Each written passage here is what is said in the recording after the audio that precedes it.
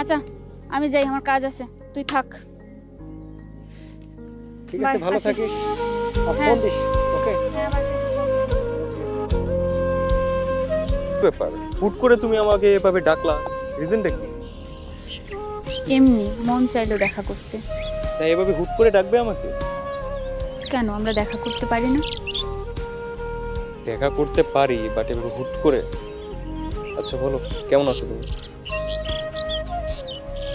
আমার একটা প্রশ্নের উত্তর দিবে অর্ক? অবশ্যই। তুমি কি আমাকে সত্যি ভালোবাসো? এটা আবার জিজ্ঞেস করার কি আছে? অবশ্যই ভালোবাসি তোমাকে। হুট করে এই কথা বললে কেন তুমি? এমনি মনে হলো তাই।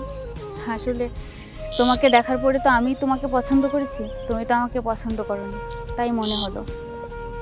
আরে বাবা, আমি তোমাকে আগে লাইক করি বা তুমি আমাকে আগে লাইক করো,